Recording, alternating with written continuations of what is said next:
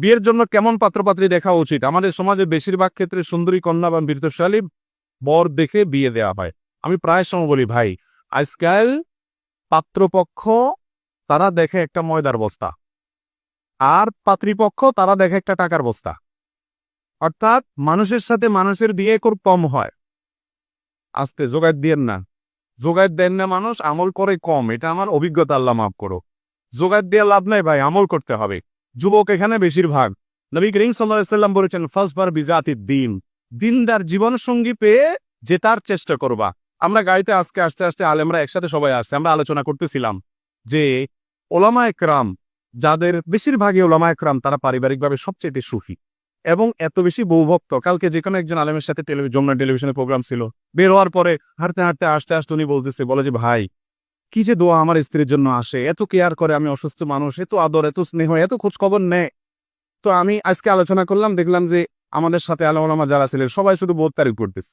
তখন আমি বললাম যে আসলে বাস্তবতা হলো যে ওলামা একরাম দিনদার ঠিক ভাইরা আমার, দিনদার জীবনসঙ্গীর জন্য সংগ্রাম করবেন।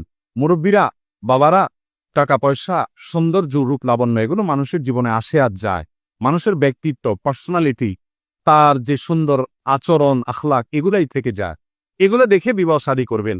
আজকাল অনেক দিনদাররা পর্যন্ত পয়সা ছাড়া পাত্র নির্বাচন করে না, আর ওই সুন্দরী ছাড়া আর কিছু চিনে না। আপনি সুন্দরী দেখে নির্বাচন করেন, কিন্তু প্রায়োরিটি দিবেন দিনদারিকে, ইনশাল্লাহ আপনি সুখে থাকবেন। আজকাল ঘরে ঘরে সংসার ভেঙে যাচ্ছে। মৌলভীবাজারে মাহফিলে গেছি গত সপ্তাহ, এলাকার চেয়ারম্যান সাহেব এসে বললেন, ভাই 10 দিন হয়েছে আমি দায়িত্ব বুঝে নিছি, বিশ্বাস করবেন এই 10 দিনে আমার কাছে বিবাহ বিচ্ছেদের বিচার আসছে 25টা একটা ইউনিয়নের মধ্যে 10 দিনের মধ্যে আসছে, এবং আমার কাছে আসে নাই সেরকম কতগুলো সেটা তো আমি জানি না। চিত্র কত ভয়াবহ! আরো কয়েক বছর আগে চিত্র আপনারা জানেন, ঢাকা শহরে প্রতিদিন 39টা করে বিবাহ ভাঙে।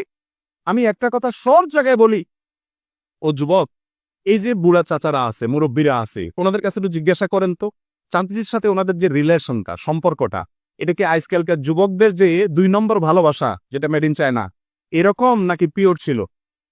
কিরকম পিওর? এখনো চাচা চাচিরে ছাড়া কল্পনা করে না। আপনি বৌরে মহব্বতের মেসেজ, SMS, ইনবক্সে ইটিস ফিটিস আর ভালোবাসা আপনাদের উতরা সব মুখে। আরে চাচারা চাচিরে মেসেজ পাঠানো তো পরের কথা, 14-15 জন কাজের লোকের খানা রেডি করা, 2-4টা গরুর খাবার রেডি করা, মেহমানদারি, শ্বশুর শাশুড়ি, তাদের সামনে কথা বললে আরেক আয়ের মুসিবত। ওই রাতে দিনে 24 ঘন্টায় রাতে একটু সাক্ষাৎটা কোন রকম পাইতো, মেসেজ দেওয়া তো দূরের কথা, একটা দেখার সুযোগও পাইতো না। কিন্তু মহাব্বতটা সুপার গরুর চাইতে বেশি, ঠিক না ঠিক? তারা, আপনারা তো আল্লাহ মাফ করুক, এই প্রজন্ম বাসায় যত সুন্দরী বউ থাকুক, ওই ফেসবুকে আবার মেয়েদের ছবি দেখে বেড়ায়, ইটিস পিটিস করে বেড়ায়। রোগ আছে না নাই? আর চাচাদের দেখেন এখনো পর্যন্ত মহব্বত অনেক গাঢ়। চাচিদেরকে বছরে একটা শাড়িও কিনে দিতে পারে নাই, আর আপনি দোকানে যায় বলতেছেন কোনটার দিকে তাকাবা, শুধু ইশারা করো আর আমি চুরি করে হলেও কিন। ভাইয়েরা আমার, সংসারগুলোতে শান্তির বন্যা বইতেছে না অশান্তির বন্যা বইতেছে? এর মূল কারণ হলো ওই যে দৃষ্টিভঙ্গির পরিবর্তন আমরা করি না। একজন দিনদার জীবন সঙ্গী পাওয়ার চেষ্টা করতে হবে, এবং তাকওয়া পাওয়ার চেষ্টা। কত কপাল পোড়া আছে দিনদার জীবন সঙ্গিনী পাইয়াও কদর করে না। আমরা চেষ্টা করবো না ইনশাআল্লাহ? আবার দিনদার জীবন অনেক লোক আছে, নিজে দুনিয়া 2 নম্বরই সব করবে, কিন্তু বউটা চায় একেবারে রাবেয়া বসরি ফেরেশতার মতো। এই রোগটাও আছে না নাই? দিনদার জীবন সঙ্গী পাওয়ার জন্য 1 নম্বর কাজ হলো আপনি নিজে দিনদার হইতে হবে। আপনি নিজে দিনদার হইতে হবে। কারণ আত-তাইয়্যিবুনা লিত-তাইয়্যিবিন বা আত-তাইয়্যিবাতু লিত-তাইয়্যিবিন ওয়া আত-তাইয়্যিবুনা লিত-তাইয়্যিবাত। এর একটা তাফসীর এটা যে ভালো কথা বললে ভালো কথা পাবে। আরেকটা তাফসীর অনেক উলামা কেরাম এটাও বলেন যে ভালোর জন্য ভালো আল্লাহ মিলায়। তাই বলে আবার যারা খারাপ ধরে নিয়েন না, তাহলে আমার বউটা নির্ঘাত খারাপ। কারণ ফেরাউনের ঘরে আসিয়া আসিল কি ছিল না? লূত আলাইহিস সালাম আল্লাহর নবীর ঘরে ফাসিক আসিল কি ছিল না? অতএব আপনার নিজের চরিত্র খারাপ দেখে ধরে নিয়েন না যে আমার বিপরীতের চরিত্র খারাপ। সব দিক ঠিক রেখে, মাথায় রেখে আমাদের চলতে হবে। ভালো জীবন সঙ্গী পাওয়ার জন্য ভাইরা আমার, যুবকরা নিজের চরিত্রটাকে হেফাজত করেন। আমি একটা কথা সবসময় বলি, ভালোবাসা এটা হলো সফট ড্রিঙ্কসের জাঁজের মতো। সফট ড্রিঙ্কসের জাঁজ দেখছেন? ফাঁস করে খুলে ফেললে পুস করে কিন্তু যা আছে এগুলা সব কয়েক সেকেন্ড এর ভিতরে শেষ। এরপরে কিন্তু আর কোস করে না, করেই? ভালোবাসা করলে এরকম অসময়ে অজাগায় নষ্ট করবেন, বিয়ের পরে আর ভালোবাসা আর পুঁজিতে দেখবেন টান পড়ে গেছে। এই জন্য যারা ফাসেক তাদের প্রেমের বিয়েতে বা এই সম্পর্কগুলোতে শান্তি। আমি একটা কথা বলি ভাই, প্রেমের শিক্ষক যারা যারা আপনাকে সারাদিন উস্কায়, নাটকের মধ্যে দেখায় কিভাবে মা বাবার সাথে বেয়াদবি করে গোটা সমাজকে বৃদ্ধাঙ্গুলি দিয়ে আপনি ওই জরিনার হাত ধরে পালায় যাবেন, মায়ের খাবেন, ভূত হয়ে যাবেন, তারপরেও আপনি বলবেন না জরিনারই চাই। এগুলো শিখায় না।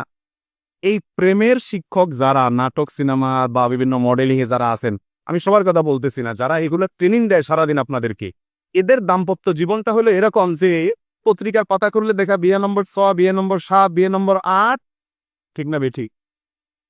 এত ভালোবাসা শিখায়, নিজের ভালোবাসা ঠিক না 2 দিন পরে মেড ইন চায়নার মতো ভেঙে দেয়।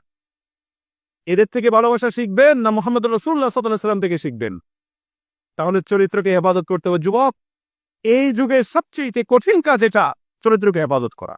চ্যালেঞ্জ নেব না ইনশাআল্লাহ। আল্লাহ আমাদেরকে তৌফিক দান করুন।